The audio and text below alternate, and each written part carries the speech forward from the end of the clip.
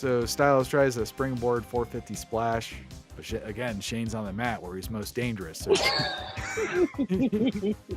Big mistake, Styles. You got put in their place. You know what I mean?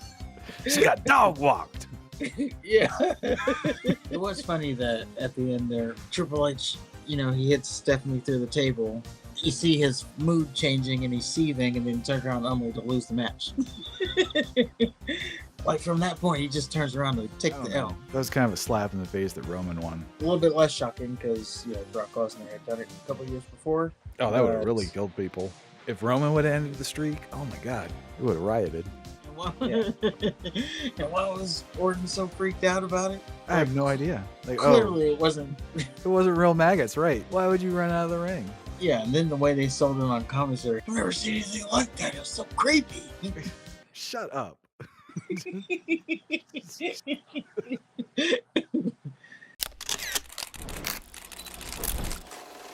Let's talk about WrestleMania 33. And right off the bat, Tina Shee sang America the Beautiful. Once again, I have no earthly idea who's singing. And to be honest with you, it's really all starting to sound the fucking same at this point. I wish they'd mix it up. Or maybe get a Carrie Underwood or something. They do seem to have a type. The soul singers, they all kind of sound the same after a while. Yeah, they do. I mean, there's only so many ways you can sing America the Beautiful, to be fair. So then there's a hype video. Yeah. I get why they don't interest me anymore, because it's not about stuff like Hogan versus Andre or Austin versus The Rock or even Michaels versus Hitman. Instead, it's just about WrestleMania. And to me, that's kind of sad. Like the machine became more important than the athletes. Yeah, and that's kind of where we are now. Well, then we see John Cena, who takes us down a roller coaster. Along the roller coaster, we see Seth Rollins, then The Miz and Maurice. Shane McMahon says AJ Styles has a WrestleMania opponent now over voiceover. And at first I thought it was The Undertaker with how gravelly he sounded. I'm like, why the fuck is Undertaker give a shit about Shane McMahon and AJ Styles? Goldberg kicks down a door. New Day ride a unicorn over a rainbow, appropriately. A statue of Triple H appears. And then Triple H says he's our creator and destroyer. Then Triple H breaks through the statue. Charlotte said something. So did Bray Wyatt. Randy Orton says he's coming for Bray. Then the Beast, the Conqueror, Brock Lesnar, appears, flips over the roller coaster, and we all crash and die. The last thing we see before we cross to the other side is Roman sending us to hell. Then the Undertaker waits at the gates of hell to greet us. And it turns out hell is Orlando, Florida, and the New Day is the devil. And they are really leaning into the rainbow. Like they have swords with the rainbow. So Wood says the wrestlers are going to collide and engage in battle for our enjoyment. Kofi says the people in the crowd are going to blow their noses on the shirt of the person in front of them because the show will be that emotional at times. And Big E says they're pulling their levers as hosts. And Woods and Kofi thought he was talking about his penis. And I guess because of the brand split, we're back to alternating 3-man fucking commentary booths. And it looked like there was 3-man commentary booths. I think one was like Spanish announcer or whatever. And then there was some. I'll be honest, outside of like the first time after they announced it, I didn't even notice it after that. After JR and Jerry Lawler went away, the WWE commentary might as well be crowd noise. But I did notice that like there was some white milquetoast motherfucker there that I've never seen before. It looked like Josh Matthews could take him. Oh. And then David Otunga was on commentary. He sure was. We start off with an AJ Styles Killer Shane McMahon video package. Styles says that after a year in WWE, he's the one that put SmackDown on the map, and that's why we tune in to watch every week. AJ Styles. And he says he's been nothing but disrespected by Daniel Bryan and Shane McMahon. Styles was fed to John Cena for the WWE Championship thanks to Daniel Bryan. Then Styles lost the Elimination Chamber match, which appeared to be for the WWE Universal title. Bray Wyatt ended up winning. Styles says he missed out on a chance to face Wyatt after losing to Randy Orton. And after losing to Orton, Styles blamed and attacked Shane McMahon and threw him through a car window instead of attacking Daniel Bryan because that would be a match we'd like to see. Then Shane says AJ Styles now has a WrestleMania opponent. AJ, you've been looking for a WrestleMania opponent? You've got one. Everybody's like, ah. And I'm like, no. Shane fucking McMahon. Super Shane. Stuff like that is what I was talking about, though. Like, you get Shane McMahon getting thrown through a car window. That's the kind of WrestleMania intensity I need for WrestleMania. That's fair. It doesn't seem like we're getting there, or we haven't got there yet. Maybe we are now. But Did you not see Gunther getting that kid's face? That was pretty intense. So Styles says we're going to find out at WrestleMania just how phenomenal he really is. But we're not done. Shane offers Styles to show him how tough he really is. And then Styles ends up getting overwhelmed by Shane's sissy punches. Then they brawl. Shane McMahon put the phenomenal AJ Styles through an announce table. And then Shane says he wants AJ's A game. At least Shane was like bigger than AJ Styles. It wasn't like The Undertaker where it was just silly. this is Shane McMahon we're talking about. Uh-huh. Shane McMahon Did you see versus... what he did to... Did you see what he does to AJ Styles? He pieced him up.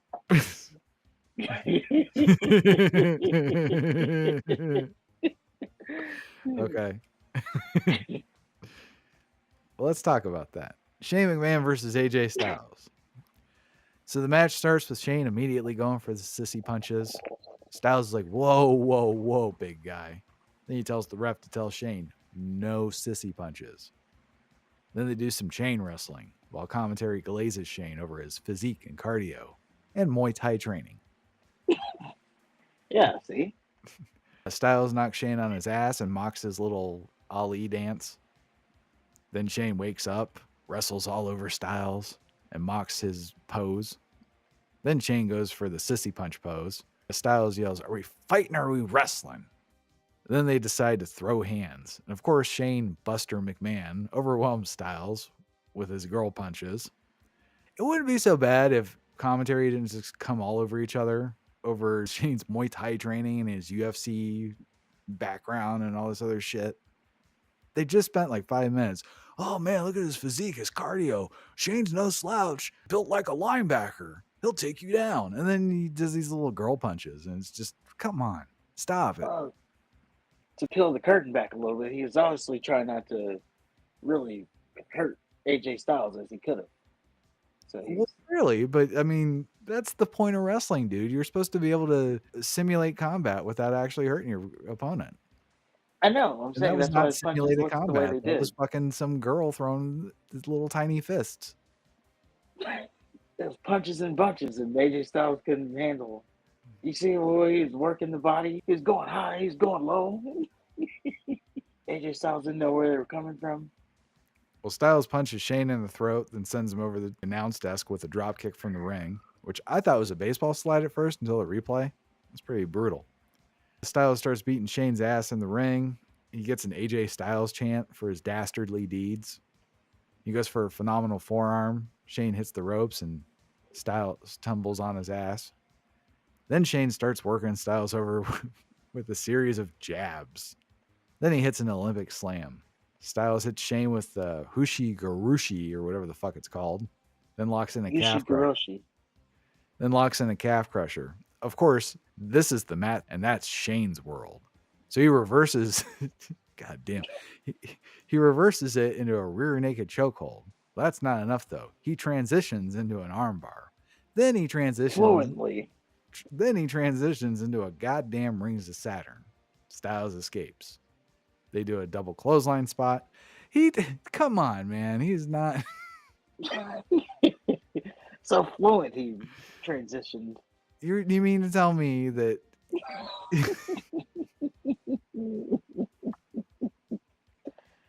we've seen what a couple years of MMA training gets you with CM Punk? Yeah. So for us to believe that Shane is all of a sudden a badass, I don't believe it. It's bullshit. Fake and gay. So Styles tries a springboard 450 splash.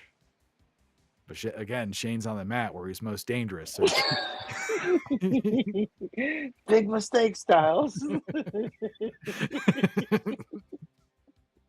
So he catches Styles with a Hell's Gate. Styles is somehow able to turn it into a one-arm Styles clash. But one little Styles clash isn't enough to keep Shane down, of course. Well, it's one arm. Still, He didn't get the full Styles clash. he got squished. I don't care how many arms you need, you still got squished. It's still the same gravity. So they trade punches. Of course, Shane gets the better of it because he's an MMA badass. And Styles ends up inadvertently kicking the ref's head off. Then Styles kicks Shane, stops, looks around, realizes he can do whatever he wants now. So he goes to the floor, looks under the ring for the most devastating item he can bludgeon Shane with. Finally, he finds what he's looking for. Reaches under the ring and pulls out 2 aluminum trash cans. Then Styles drags Shane in the corner, places a trash can in his arms, goes to the other side of the ring, climbs the top rope. They said he was attempting a coast to coast, but that's not quite right with how he was flying. Doesn't matter though, because Shane bashed him with the trash can midair. Then Shane hits a coast to coast on Styles using the other trash can. Then he drags Styles out of the ring, puts him on the announce desk, and for the second year in a row, Shane crashes through the announce desk with nobody home. Then Styles drags Shane back in the ring, goes for the phenomenal forearm, but badass Shane McMahon, he's not done yet. He counters with a DDT. Then he says, fuck it, I'm going to go for a shooting star press. And then he crashes right in the mat because Styles rolled out of the way. And Styles goes for the phenomenal forearm again. He nails Shane. 1, 2, 3. Yep, he was finally able to get him. I will say, I did enjoy this for what it was as a wrestling match. If I took out the fact that it's Shane McMahon, it's a good match. But when I remind myself that it's fucking Shane McMahon, I liked it. Shane McMahon, he wouldn't back down. Shane, I always say, he's one of those guys who'll do anything for the betterment of the match, or I don't know, he puts his body on the line. Except learn how to throw a punch. Well, he did the shooting star press spot, right after the table spot. He did the Lesnar. Yeah. And I think they said he was, well, I don't know if they said his age, but clearly he's older. He's got this old man doing a shooting star press. He kind of looks like Vince when he started. Yeah. Although I can see Vince clearly being a little bit more vain and using that dye. So yeah, that was Shane McMahon and AJ Styles. Well, after that, we see a chinless James Ellsworth. He's working out poorly. Ric Flair then appears, calls him honey, and hands him a Snickers. Ellsworth takes a bite of the Snickers and turns into Charlotte Flair. Rick and Charlotte woo together. And again, Charlotte looked like a normal person. It'll be interesting to see over the years her transition into a freak. Then they cut to Michael Cole trying to work out in a suit. Charlotte appears and offers a Snicker, and I can only assume that Cole turned into Bailey after he ate the Snickers. And I have no idea why Rick isn't worried about his daughter constantly turning into a dude. Because that's what happens when she's hungry. She just turns into a man with a penis. Yeah, I don't know. Then we get a Chris Jericho, Kevin Owens video package. Jericho and Owens are the best of friends. Jericho has even helped Owens retain his Universal Championship when he briefly had the belt. I don't think he had it very long. He didn't. Basically, they're just trying to get it over to Goldberg. Yeah. Then Owens turned on Jericho during a celebration of friendship. Jericho had a picture made. Owens gave Jericho a new list, but Jericho's name was on it because it was really the list of KO. Then Owens powerbombs Jericho on the apron, throws him into the picture Jericho made, which turned out to be made of glass. So it was like the Shawn Michaels thing. Yeah. Later, Owens says, we can't say he stabbed his best friend in the back because Jericho was never his best friend. Then Jericho cost Owens the Universal Championship in a 10-second defeat to Goldberg. Now Owens wants Jericho's U.S. title. Later, Jericho said Owens made the list for betraying him, and Owens ends up pop-up powerbombing Jericho after attacking him from behind. I remember just being very ho-hum on this whole KO Jericho thing. Was it Y2KO? I don't remember. But I'm kind of with you there. I thought it was a little bit over the top for Jericho. I didn't think it was over the top for Jericho. I thought it was over the top for Kevin Owens. Which part?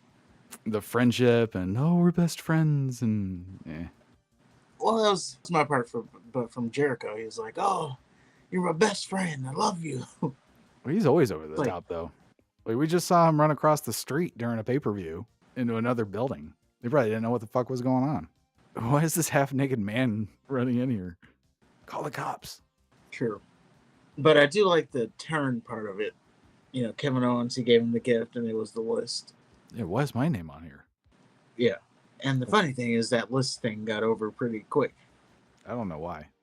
It was a good little act. Okay. You just made the list. Speaking of which, Kevin Owens versus Chris Jericho is for the U.S. Championship. Starts off with Fists of Fury, like 99.9% of Kevin Owens matches. Then Jericho immediately locks in a Lion Tamer. Owens gets to the ropes. They go to the floor. Jericho hits a couple moves from the top rope. They go back to the ring. Owens hits a super kick and a cannonball. Jericho rolls to the apron and Owens delivers another cannonball against the ring post, which I don't see him do a cannonball too much anymore, do you? No, I guess not. Honestly, I don't remember the last time he's really wrestled. I'll say, yeah, pretty recently he's done a cannonball, yeah. Well, Owens talks shit to Jericho as he kicks him on the ground.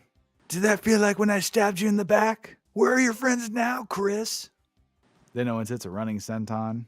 He goes for another apron powerbomb. Jericho counters, starts kicking Owens' ass. He goes for a code breaker. Owens catches him, hits a package powerbomb. And Jericho kicked out. And I'm not sure how the pop-up powerbomb is any different than a package powerbomb, but okay. I guess it doesn't matter because they kicked out all sorts of finishers in this fucking pay-per-view. Yeah, pretty much. So Owens goes to the top rope. Jericho ends up crotching him on the turnbuckles and hits him with a Frankensteiner. He hits a bulldog, goes for a lion salt. Owens moves with the lion salt attempt, but Jericho lands on his feet. So Owens just super kicks him. And Owens goes for a frog splash. Jericho gets his knees up. Jericho goes for another lion salt. Owens gets his knees up. Then Owens goes for a swanton bomb from the top rope. Jericho gets his knees up again. And Jericho goes back to the lion tamer. Owens fights out. Jericho goes for a crossbody and gets caught and then driven into the mat by Owens. It's got a name, if I can't remember what it is. Owens goes for a pop-up powerbomb. Jericho escapes, hits a lion salt. He goes for a Frankensteiner again. Owens catches him and locks in a lion tamer. Jericho's caught in his own hold. Well, eventually he fights out. Owens slingshots him into the turnbuckle. Jericho catches himself, but gets super kicked again when he turns around. And Owens goes for another cannonball. Jericho catches him and gets another lion tamer. Owens crawls to the ropes to break the hold. Then he hits a pop-up powerbomb. Of course, Jericho kicked out. Owens starts slapping Jericho while he's on his knees. Goes for another pop-up powerbomb. Jericho counters. He hits a code breaker, which is a good counter. But Owens is able to get one finger on the ropes. After that, Owens rolls to the floor. Jericho gives chase. Owens super kicks Jericho's knee when he's exiting the ring, then snatches Jericho for the apron powerbomb. After that, he rolls Jericho in the ring. 1, 2, 3. Owens immediately leaves with the U.S. title as the new champion. So really putting over that pop-up powerbomb. Yep, and the apron powerbomb. I'm sorry, that's what I meant, the apron powerbomb. Yeah, that's his, like, kill shot, if you will. But I do like that was the actual finish. No kick out, nothing special. Like, that was it. It should have been. Yes.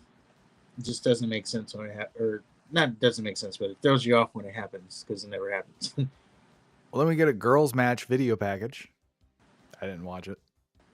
Well, for some reason, I forgot that this actually happened when it happened, but yeah, it was basically the package was getting us to how we got here to WrestleMania. So Sasha Banks and Charlotte Flair essentially went like pay-per-view after pay-per-views exchanging the titles between one another.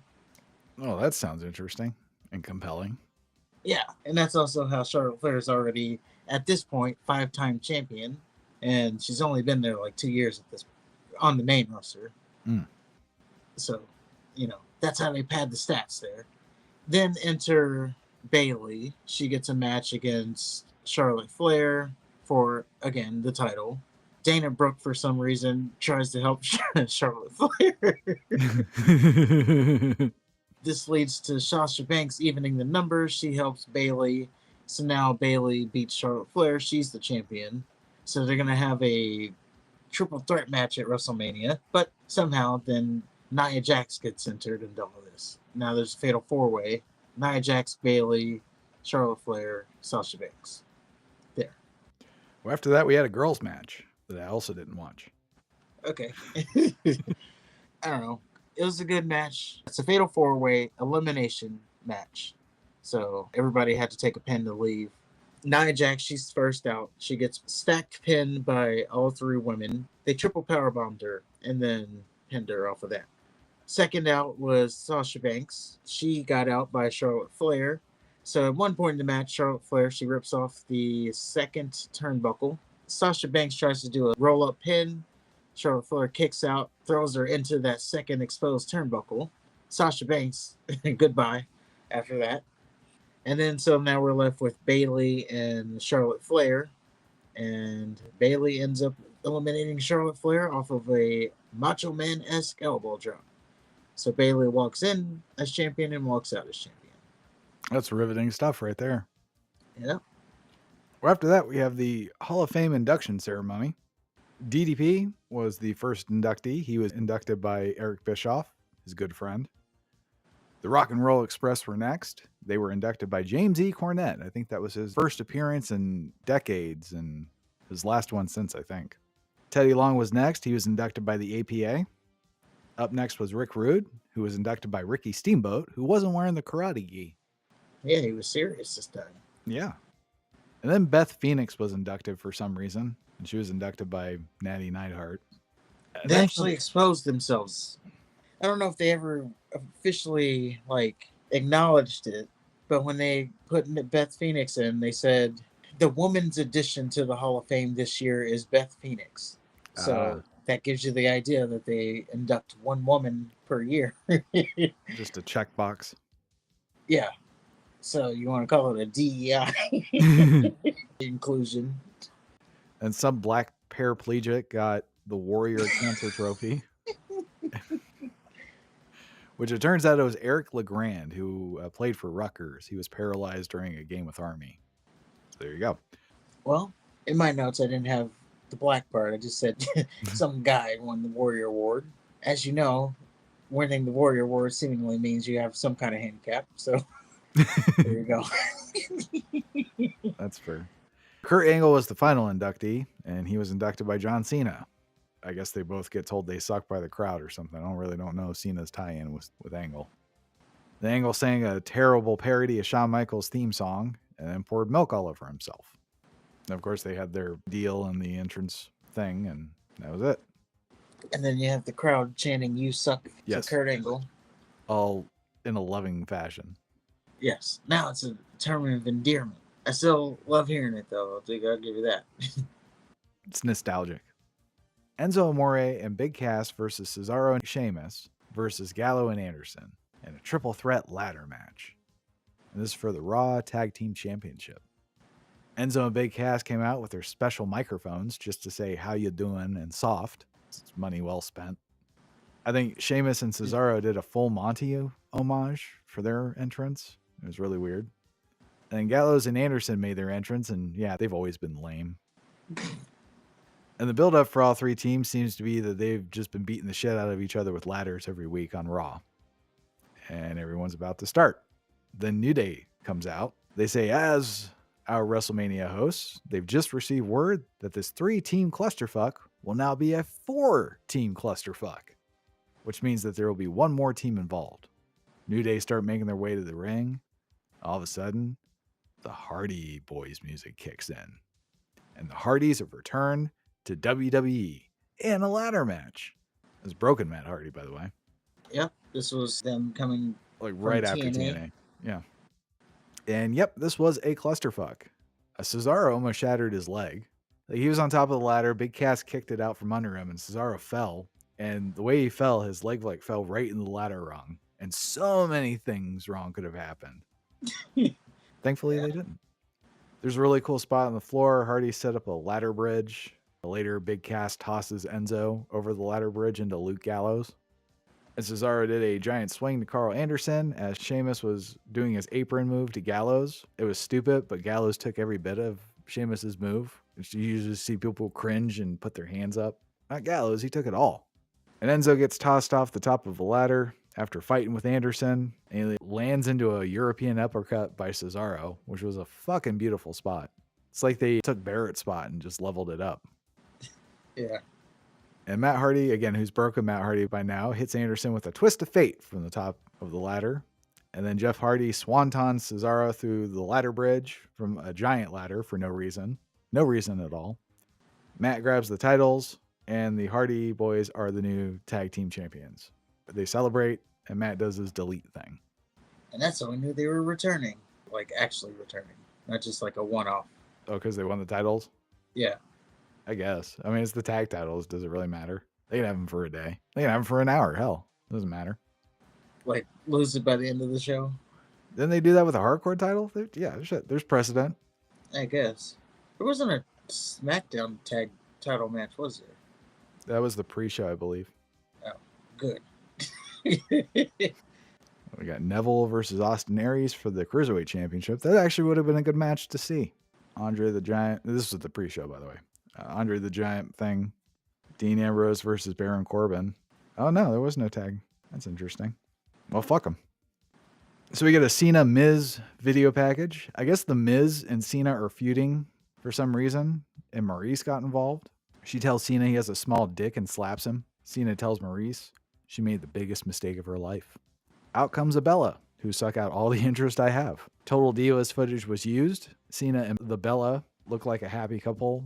Miz and Maurice make fun of them. Miz calls Cena and Bella out for being fake and a disgrace to all real relationships around the world. Miz says Cena will never marry the Bella because he only loves himself.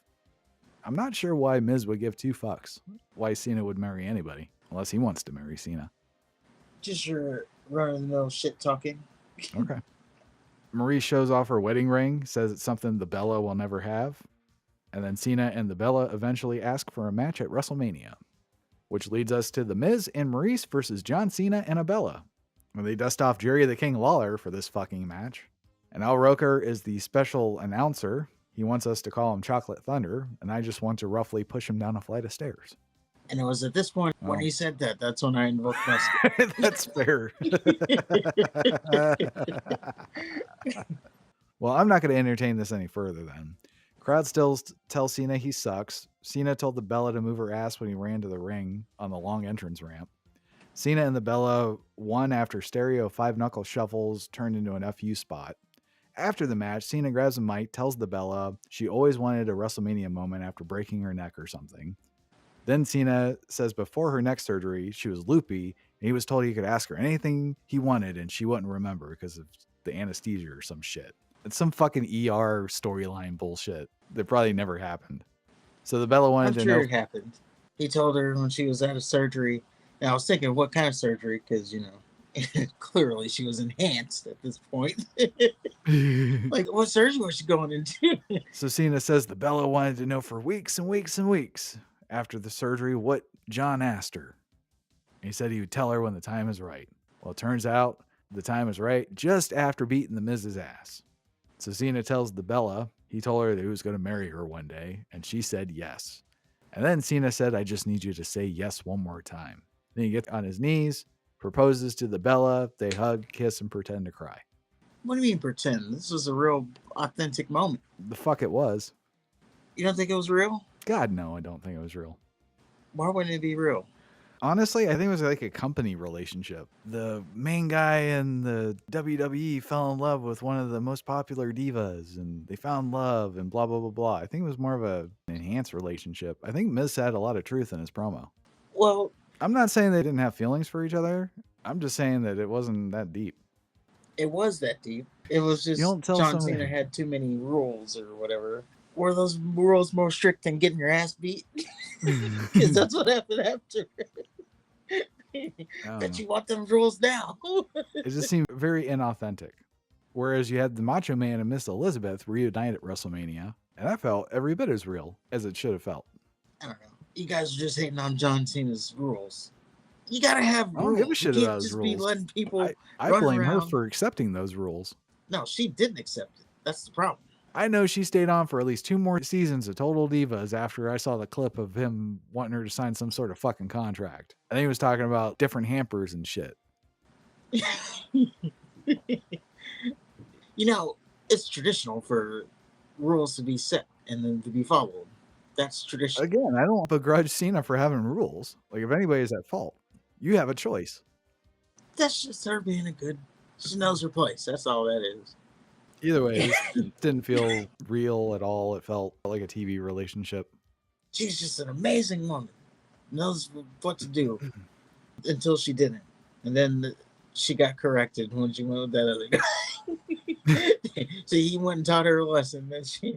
Because sometimes you got to get taught a lesson. You think you're above the rules, you got to get checked. And now she got checked. Not that I condone it. I'm just saying that's what happened. As you're saying it while giggling like a schoolgirl. Oh, she got checked. She got put in her place. You know what I mean? She got dog walked. Yeah.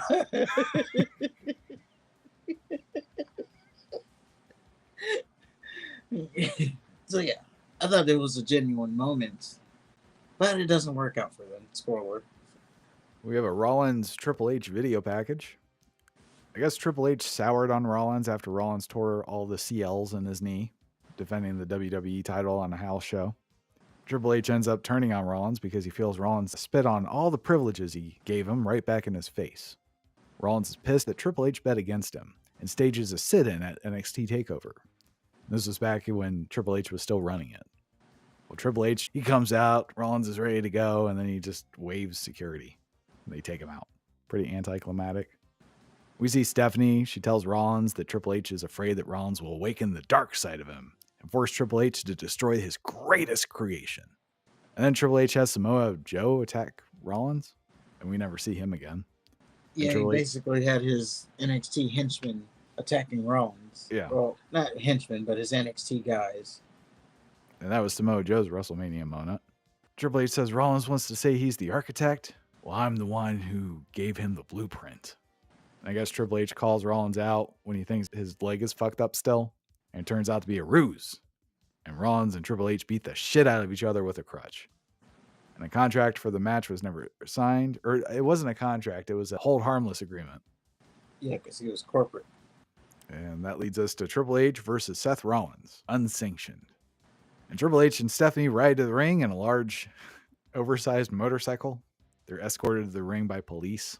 Triple H revs his motorcycle up in place like a homo. There you go. Rollins comes out carrying a torch, and then he touches it to the entrance ramp, and all of the LEDs turn into a flame. It's lame. If I can goon for a second.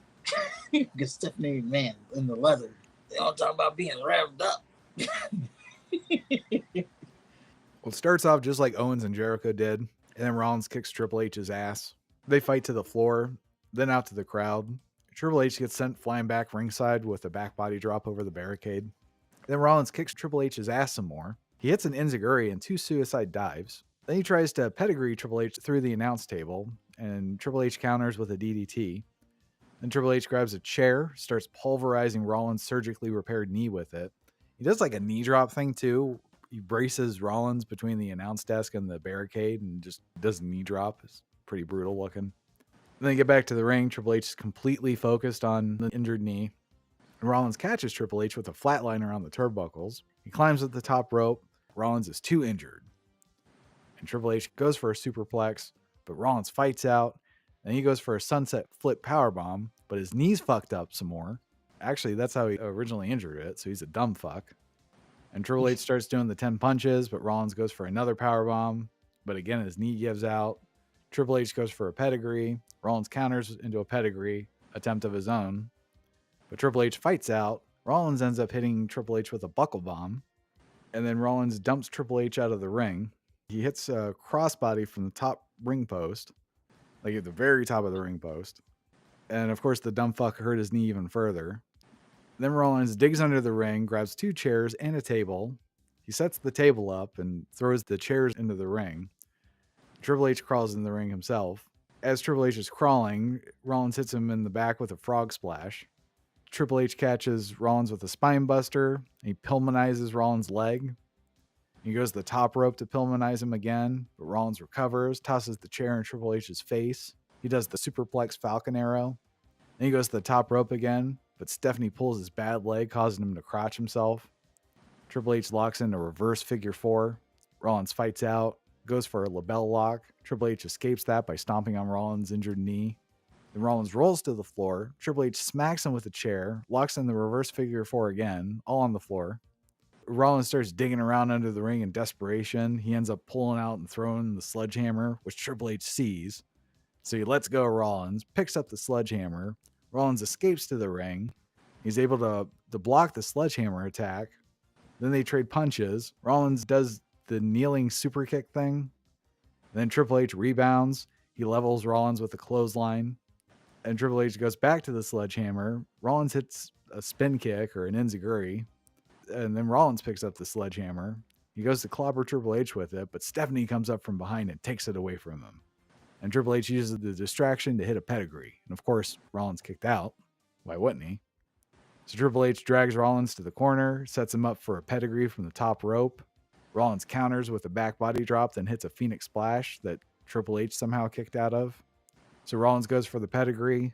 Triple H escapes, goes for a pedigree of his own. Rollins escapes, goes for the pedigree. Triple H escapes by hitting a back body drop, but Rollins flips all the way over, lands on his feet, of course fucks his knee up. And then Triple H goes for the pedigree again. Rollins escapes that. So Triple H goes for a power bomb, but Rollins counters and goes for a pedigree. Then Triple H chops Rollins right in his bad knee. And for some reason, Stephanie gets involved again and almost gets socked by Triple H. And then Rollins super kicks Triple H into Stephanie, causing her to crash through the table that Rollins set up earlier. And then Rollins hit the distraught Triple H with a pedigree 1, 2, 3. It was funny that at the end there, Triple H, he hits Stephanie through the table. You see his mood changing and he's seething, and then turns around only to lose the match.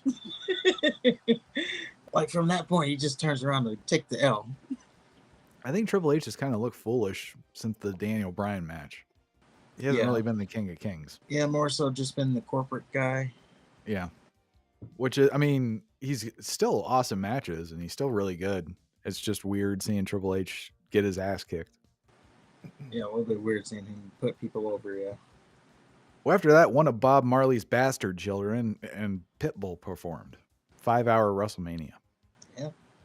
Then we get a Bray Wyatt, Randy Orton video package. Bray Wyatt targets Randy Orton, whom he calls a deceiver because he's a serpent. Then Randy throws Wyatt for a loop by joining forces with him and leaning into the ways of the hillbilly. Then Randy Orton wins the Royal Rumble. Wyatt wins the WWE Championship at WrestleMania. It was a WrestleMania Elimination Chamber. So Randy tells Wyatt as long as he's the master, he won't challenge him at WrestleMania. And Randy gets on his knees, pledges his undying allegiance to Bray. And this causes Bray to fully embrace Randy into his hillbilly family. But Randy has other plans. And he burns Wyatt's shack down. Randy says he's coming for Wyatt at WrestleMania. And then Bray says he's born again from the ashes of his hovel, and he has the power living inside him. Randy says there's no salvation for Bray. It's worth noting that there was a moment where Bray took the ashes of his hovel and put them over his face, turning himself into the blackest of night. Darkness. Yes. So you asked me a question, is that considered blackface? And seeing it now in the context, no, it wasn't. Although it was blackface. But it wasn't because there was no racial undertone with it. Do you think that's any worse than what Piper did? Oh, you didn't see that. I didn't. But from the context, no, it's not worse because what you said was Piper was blackface because he was facing off against whoever it was. It was race driven. That was. No, I don't think that was race driven. I think because he was leaning into his dark side. Piper? Yeah. Against the black. Well, I mean, wrong place. That shouldn't matter. You can't be restricted from using a color because somebody might get their panties in a bunch. Especially when you're not even using it in that context. I don't know. That seemed too coincidental. I'm embracing my dark side now. Well, he painted half Oh, of his now you body. are? It's not like he was going for if he did the full face, okay. It was half of his body, half of his face. Oh, okay. In fact, he did a promo where half of his body's painted. So he did the promo where he's standing, where one side, his normal side, is shown to the camera, and then he goes all rowdy, and he turns over and it's his black side. What a tangent for Bray Wyatt on his face. For like a literal It's like second. 2 seconds, yeah. Randy Orton versus Bray Wyatt for WWE Championship. And Wyatt comes out first as champion for some reason. You know how I love that. It's kind of wild that Cowboy Bob Orton and IRS's kid are going at it at WrestleMania. Because, of course, both of them were at the first WrestleMania. And they're legends. Yeah. Starts off with Randy hitting a Thez press, then a power slam. And he goes for an RKO early. Wyatt flees to the floor. So they start fighting ringside. Then they get back to the ring. Wyatt hits Orton with a running headbutt. Then he does his corner pose. All of a sudden, the lights go out.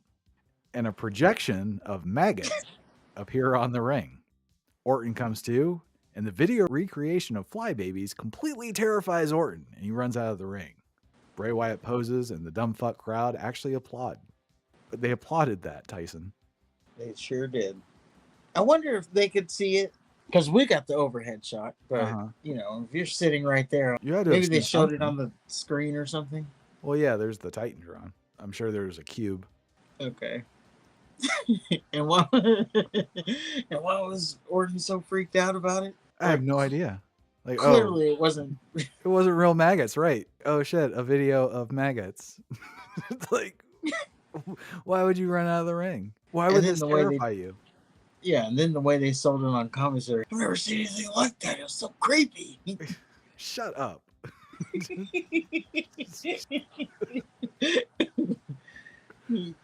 So Orton gets back to the ring. Wyatt tries to hit him with Sister Abigail, but Orton counters into an RKO attempt. Wyatt escapes that, hits a flying crossbody thing. Wyatt hits Orton with a stinger splash in the corner. Then he does his corner pose again. The lights go off. This time, it's a video of worms. But Orton is too busy crawling in pain to give a proper reaction, I guess, because he didn't react at all. Then Wyatt starts screaming that he's a god. Then Orton goes for an RKO. Wyatt escapes that, hits a rock bottom, followed by a standing senton. He goes for Sister Abigail again. Orton counters with a schoolboy for 2. Then they spill out to the floor. Wyatt hits Orton with a Sister Abigail face first into the barricade. Of course, that's not the finish. Instead of going for the countout win, Wyatt tosses Orton back into the ring. Orton immediately rolls back to the floor on the other side and hits Wyatt with an RKO on the floor when he gives chase. Then Orton rolls Wyatt into the ring, gets a near fall from the floor RKO. The gears in Orton's head start to turn. He looks at Wyatt and he starts sizing him up for a punt. Orton misses the punt, and Wyatt would have nailed him with a Sister Abigail if he didn't stop to do his homoerotic kiss first, but he had to kiss him first. So Orton escapes, hits a backbreaker, then he hits the draping DDT. He coils up for an RKO, but Wyatt catches him with the Sister Abigail, hits it clean. Orton kicks out, no problem. So then Wyatt does his exorcist pose. Then a movie of cockroaches play in the ring. This time, Orton's writhing in pain, so I don't even think he saw the cockroaches. And then Wyatt starts hitting Orton. Then Orton hits the RKO out of nowhere, 1, 2, 3. And then Orton celebrates as the 13-time world champion. And we never see Wyatt again. Who left? I don't know what that was. That was what I've been telling you about Bray Wyatt. Yeah. I don't know what to say. There's nothing to say. It was awful. It was a stupid idea. Like we said, the fact that Orton would be terrified of a movie is ridiculous. Also, the other 2 times, Orton was too busy being, a wrestler and selling the offense that Wyatt gave him to even react appropriately to the fucking creepy shit that he was projecting. Yeah. And then to simply lose off of one RKO, I mean, I guess it is a finisher, so there's that. But he took one on the floor. I thought it was weird that it just came out of nowhere. I mean, yeah. I know it's supposed to come out of nowhere, but it was just like so anticlimactic. Yeah, it did just kind of like happen, and then seemingly we're on to the next segment. Yeah. So yeah, sums up a Bray Wyatt scenario pretty good. Got some hokey stuff. I can't defend this hokiness. No, you can't. Like, okay, maybe if he had real maggots falling from the sky or something, we could play that. Or real cockroaches running in the ring, maybe like one or two. You don't have to like go crazy with it. But yeah, just the overhead projection of Yeah. In order, was he supposed to just start convulsing? Get him off me! Get him off me! Yeah. What am I supposed to do with? What do you want me to do here, Vince? Yeah, big F+ for that one. So we get a Goldberg Lesnar video package. And I guess this all started from a video game. Either way, Heyman cuts in. He says, fantasies and fairy tales all start the same way. Once upon a time, there was a man called Goldberg. All fell to the might of Goldberg. But then one day, a beast arrived. A gargantuan beast, hell-bent on destruction, with no intent of being tame. So the man called Goldberg battled the beast on the grandest stage, and to the surprise of all, Goldberg slayed the beast. And so with no challengers left in his kingdom, the man called Goldberg walked off into the sunset.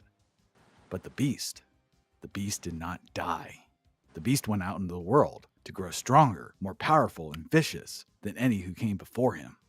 And then the beast returned to the kingdom from whence he came, set forth with one primal instinct in his cold, black heart: conquer. But then one day, after 12 years in the wilderness, the man called Goldberg returned, now a husband and father. Goldberg wanted to prove he was still the great warrior of old. The beast gladly accepted the challenge. But to the beast's surprise, Goldberg had not grown weaker with age, but instead grew strength from an adoring public who envisioned him a superhero. From the shadows, the beast watched as the man called Goldberg, after more than a decade away, claimed the mantle of Universal Champion. And so the beast, twice defeated, concocted a plan to separate Goldberg from this championship. He had pretended to congratulate his enemy. With his opponent distracted, the beast seized the moment to strike. So he cheap shotted him.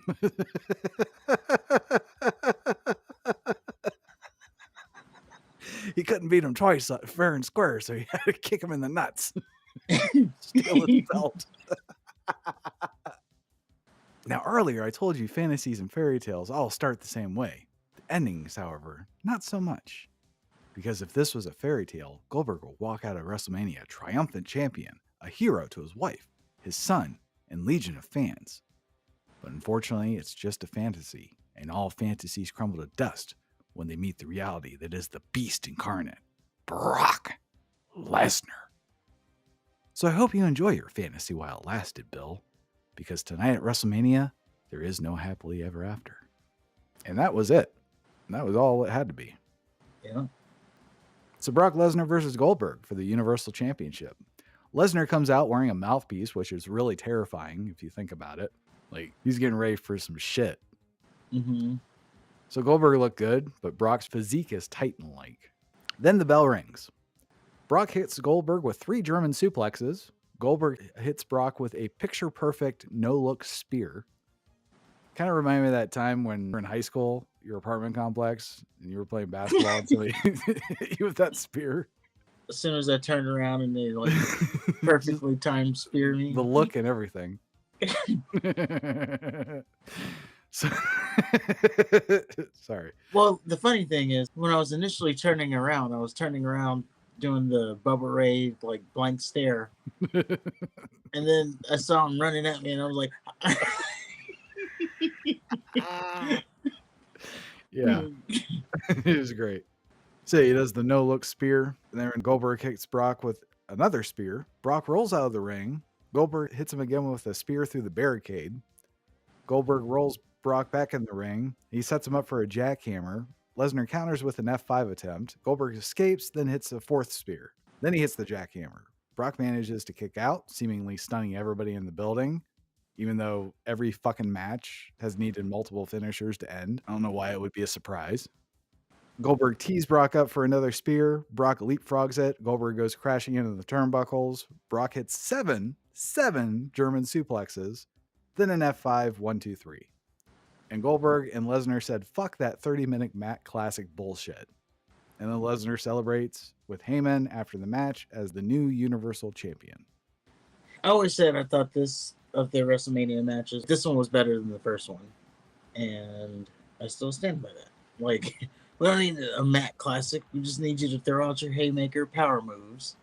And that's what they did on this one. It was like fast paced. I checked the time, and if it went 5 minutes, I'd be surprised. 4 minutes, 45 seconds. Yeah. Quick, fast paced, just hit your power moves, and that's what it needs to be. Yeah, I mean, I think on paper, if you would have told me that they were just going to hit their finishing moves, and even kind of in principle, I still don't like it, but it's fun to watch, especially the German suplexes. How many has Bill Goldberg going to let him do? Yeah. Bill Goldberg might be a tough guy. I just don't see him ever beating Brock Lesnar. Yeah, he's a tough guy, but yeah, Brock Lesnar. Oh, also, maybe I hadn't noticed it before. So this stage was like a roller coaster, since basically the theme of WrestleMania was a roller coaster, and Oh, I thought that was a real roller coaster. I did too. But yeah, on the stage behind the sign, they have like an actual roller coaster. Oh. And for Brock Lesnar, that roller coaster, the light would flash to his theme. So it was like, doom, doom, doom, doom, and it was flashing to that. And again, maybe it was just the first time I had noticed it, because everybody else, it was just kind of there. And also, this was kind of like the first, like, really night match. So that could also be something to it. But I noticed that the roller coaster light was flashing to his theme. I guess I didn't notice that. And again, it might have happened before, but I think it's probably a combination of it being super night now. And also, it was Brock Lesnar. Historically, we know where he lies with Vince. Right. The only entrance that really stood out to me was the Undertaker's. Yeah, it used the roller coaster thing, but that was the first thing I thought. There wasn't like didn't really do anything special. Yeah, that was the first thing I thought. That was like, oh, that ramp is so long. How long is the Undertaker's entrance going to be? It's quite long. Yeah. And he was not in a hurry. No, you got to get the full Undertaker. Well, after that, we had a girls' match. Another one. This was for the SmackDown Women's title, or SmackDown Live, as they call it now, or at this moment. And for the sake of time, let's just say Naomi won. All right. Wait, did she win? Yeah, she won. Yeah, Naomi tapped out Alexa Bliss for the win, and she is now the SmackDown Women's Champion. We have the New Day again. They're dressed in suits this time, and they said, "We know what time it is." Then they went to the attendance record. Who the fuck could have predicted the specific time for the attendance record? We know what time it is. Because they always do it towards the end. I mean, no one was going to guess that, but you know they always do it towards the end. But we didn't know what time it was. That's my point. They said it all confidently, like we would know what time it was. I didn't know what time it was. Why are you dressed in stupid suits? So there's a record-breaking crowd of 75,245. Then they all say we rock. Then Big E starts booty shaking. Then we get a Undertaker Roman Reigns video package. Roman interrupted Taker one night to say this is his yard now. So they meet at the Royal Rumble. Looks like Undertaker eliminated Roman Reigns, but Roman recovered and ended up eliminating Undertaker. This gets Undertaker's attention, so it's on for WrestleMania, and Roman gets chokeslammed. Then they flash Undertaker's WrestleMania history, and it's a very much old guard being replaced by the new one type of feel. They telegraphed the whole fucking finish to this match. Yeah. So Roman gets Taker with a spear just before WrestleMania. Taker sits up, gives him a throat slash. Undertaker says the ring Roman is standing in is his yard. That's why Undertaker carved a special corner of hell for him. It's isolated from all the other souls Undertaker has collected. And Undertaker says Roman is going to rest in peace. Which leads us to Roman Reigns and Undertaker. It's no holds barred. And JR gets dusted off for commentary for this one, which I don't know why they didn't just jumble everybody into the Miz Maurice match like it was a spectacle and just let the legends commentate the Undertaker match, especially with how it ended. So Roman makes his entrance and he's promptly booed. And Undertaker just makes a grand entrance. No big deal. Starts off with Taker whipping Roman's ass, dumping him out of the ring, saying, "My yard." Of course, it's the Royal Rumble callback. Also amazing that Taker's like twice Roman's size. Yeah, he's a tall guy. Well, he's also thick. I don't know. I thought he wasn't peak shape, if you will. He wasn't like an Adonis or anything, but he was still bigger than Roman. He was, but like Roman. Okay, Roman would win the six-pack contest against Undertaker, but Undertaker is still bigger. Yeah. So Roman runs back in the ring. Taker throws him back out and says, "Still my yard." And Roman runs back in a third time, manages to dump Undertaker out, but Undertaker lands on his feet. And Roman hits a Samoan drop. They fight to the floor. Taker gets sent face first into the steel ring post before getting hit by a drive-by. They get back into the ring, trade punches. Taker no-sells a kick from Roman. He hits a stinger splash, snake eyes, big boot, and the Hogan leg drop. All that for barely a 2 count. They go to the floor again, and for some reason, Roman does a drive-by while Taker's just standing and looking at him. So Taker just slugs him midair. So Roman's laying on the apron. Taker starts clearing off the announce desk. Roman ends up getting chokeslammed on it. And Taker clears off a second announce desk. He gets on top, slashes his throat. Roman ends up spearing Undertaker through the second announce desk. After the spear, Roman gets back into the ring. He starts talking shit. Undertaker sits up, gets back to the ring, so Roman can just beat his ass. And Roman gets Taker in the corner, starts doing the 10 punches. Of course, Undertaker turns it into the last ride. Then Undertaker gets a chair from ringside, starts beating the shit out of Roman with it. Like, he really wailed on him. Then he signals for a choke slam on the steel chair. Roman rolls out of the ring and back in again, luring Undertaker in for a Superman punch. It doesn't matter, though, because he got choke slammed on the chair anyway. And Undertaker hits Roman with a tombstone. And then he had the nerve to look surprised when Roman kicked out. Undertaker goes for a second tombstone. Roman tried to reverse it, but can't because he sucks. So he ended up hitting Undertaker with another Superman punch. And then Roman hits Taker with a spear. Then Taker locks into Hell's Gate when Roman goes for the pin. And then Roman gets to the ropes to break the hold. Undertaker goes back to the chair. Roman stops him. He starts beating the Undertaker with the chair. And then Roman hits a spear. Undertaker kicks out. The crowd rejoiced over that. Like, yeah! Roman hits a second spear. Undertaker kicked out of that. Crowd starts doing a yes chant, then cheering for Undertaker. So Roman hits a Superman punch. Undertaker tries to sit up, but just falls over. And Roman and Undertaker just start talking shit. Roman hits another spear, 1, 2, 3. And then Roman celebrated, and it kind of sounded like they were trying to mute the crowd reaction, because it didn't sound like the crowd was reacting at all. Like, it sounded like you could just hear the music. I think the crowd was kind of quiet all night. But I also think it was because, like, it was outdoors. Yeah, that does play a part. Yeah. Okay. So I couldn't really judge, like, what was happening with the crowd there. Well, Undertaker's left laying in the ring. He finally sits up. Then he puts his hat and coat on. He goes to leave and stops. Then he takes all his shit back off and puts it in the middle of the ring. Then Taker is lowered on the platform in the middle of the entrance ramp while doing his rise up pose. And that was WrestleMania 33. That was supposed to indicate that it was the end for the Undertaker. It was. I don't know. That was kind of a slap in the face that Roman won. It was a little bit less shocking because, Brock Lesnar had done it a couple years before. Oh, that would have really killed people. If Roman would have ended the streak, oh my God, it would have rioted. Yeah.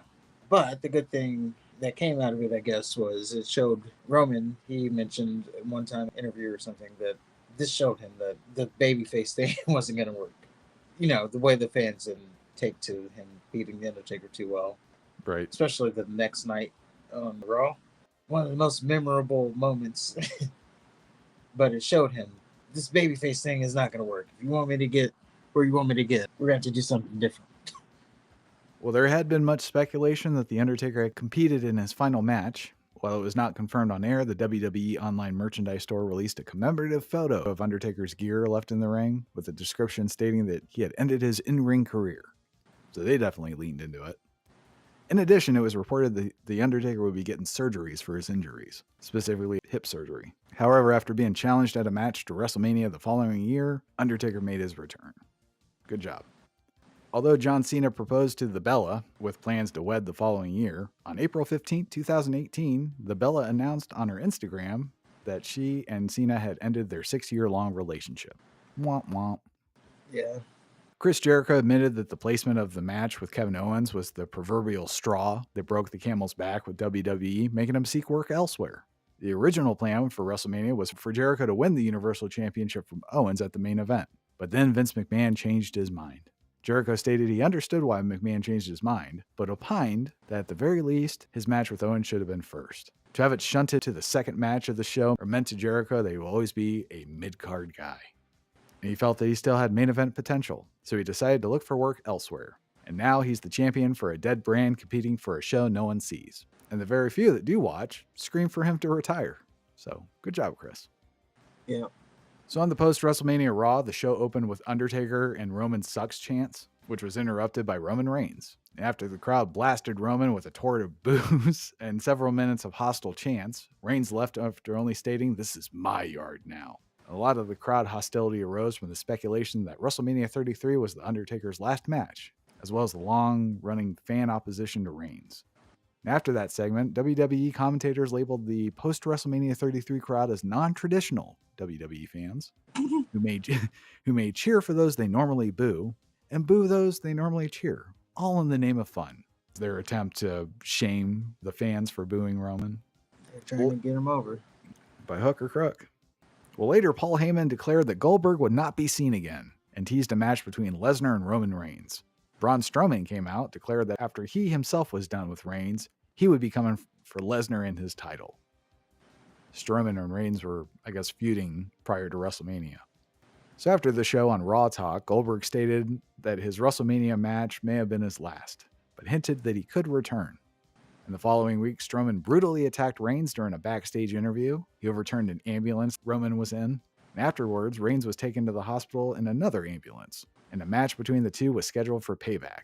And Lesnar would hold on to the title for the remainder of the year, and at WrestleMania 34, Lesnar and Reigns had a match for the title after it was teased by Heyman a year ago. And then Vince McMahon explained that Stephanie would be off television for a while due to her crashing through a table at WrestleMania. So he introduced 2017 WWE Hall of Fame inductee Kurt Angle as the new Raw general manager. Vince also announced that there would be a superstar shakeup the following week between Raw and SmackDown, which was a talent trade between the two brands. And then Chris Jericho was granted a U.S. title rematch against Owens at Payback. He was then attacked backstage by Owens and Samoa Joe. Jericho was subsequently replaced in a tag match by the returning Finn Balor. And on an episode of SmackDown, the Superstar Shakeup moved Owens to SmackDown, but it was decided that if Jericho won the United States Championship at Payback, he would be also moved to SmackDown. Also, Seth Rollins resumed his rivalry with Samoa Joe, and the two were scheduled to fight at Payback for some reason.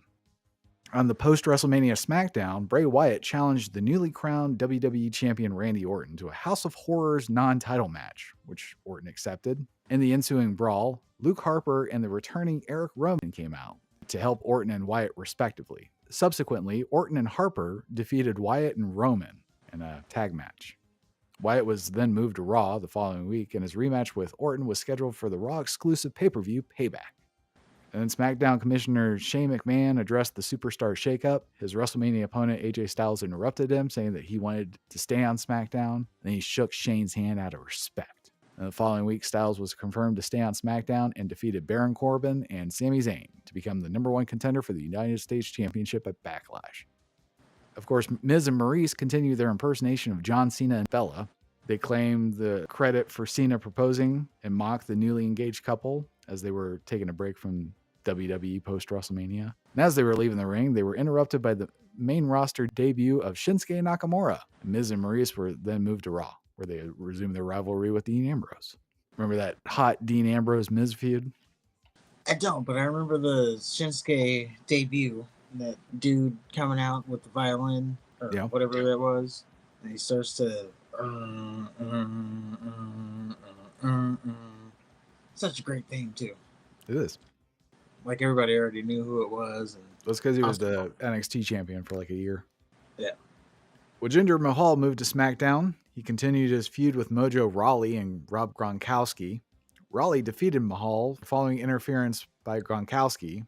Both Mahal and Rawley then participated in a six-pack challenge, which Mahal won to become the number one contender for the WWE Championship at Backlash. So there's that.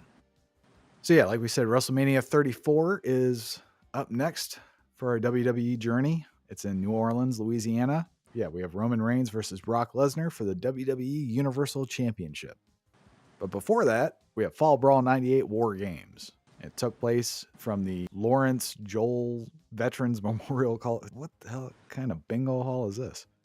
Lawrence Joel Veterans Memorial Coliseum. It's in Winston-Salem, North Carolina. 9 matches were contested. The main event was the War Games match. Team WCW, which is DDP, Roddy Piper, and The Warrior, versus Team NWO, Hollywood, which is Hulk Hogan, Bret Hart, and Stevie Ray.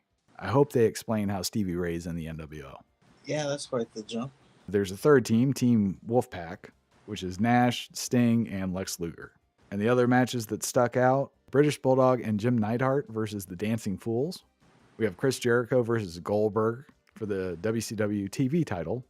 There's Rick Steiner versus Scott Steiner, finally. And Dean Malenko versus Mr. Perfect. So set your wrestling boners to petrified on that one. As long as they don't try to do anything crazy. Well, they will. But at least it'll be a good match before. Before the end. Yeah.